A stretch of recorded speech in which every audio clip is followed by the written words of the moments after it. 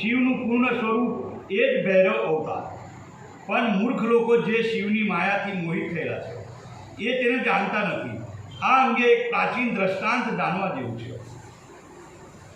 એક વખત મેરુ પર્વત પર બિરાજેલા બ્રહ્મા અને વિષ્ણુ પોતપોતાને પરમ તત્વ તરીકે ઓળખાવા લાગ્યા.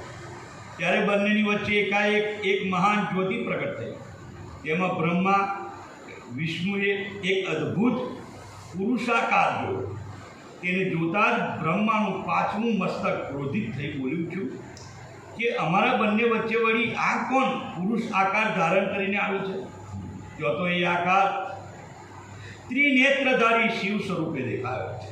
બ્રહ્માએ કહ્યું, હે ચંદ્રશેખર, હું તમને હવે ઓળખી ગયો. અગાઉ તમે મારા લલાટમાંથી રુદ્ર રૂપે પ્રગટ્યા છો અને તમે ખૂબ રડતા હતા એટલે મેં તમારું નામ રુદ્ર પાડ્યું. તો હે વત્સ, મારાથી ભય રાખ્યા સિવાય તું મારે શરણે આવ, હું તારી રક્ષા કરીશ. આવા બ્રહ્માના ગર્વિષ્ઠ વચન સાંભળી પરમેશ્વરે ક્રોધે ભરાઈ તે જ વખતે ત્યાં મહાન તેજસ્વી ભૈરવ નામના પુરુષને ઉત્પન્ન કરી અને તેને કહ્યું, હે કાળ ભૈરવ, સાક્ષાત કાળ જેમ તમે વિશ્વમાં કાલરાજ નામે પ્રસિદ્ધ પામશો. વળી તમે વિશ્વનું પાલન પોષણ કરવા સમર્થ છો. તેમ છતાં તમે ભયંકર છો. તેથી ભૈરવ નામે પ્રસિદ્ધિ પામશો અને તમારાથી કાળ પણ ભય પામી ભાગી જશે.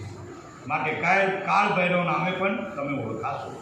તેમજ તમે દુષ્ટોનો સંહાર કરશો. તેથી આમર્દક નામથી ખ્યાતિ પામશો. તેમજ તમે ભક્તોના પાપોને તરત જ ભક્ષણ કરી જનારા હોવાથી પાપ ભક્ષણ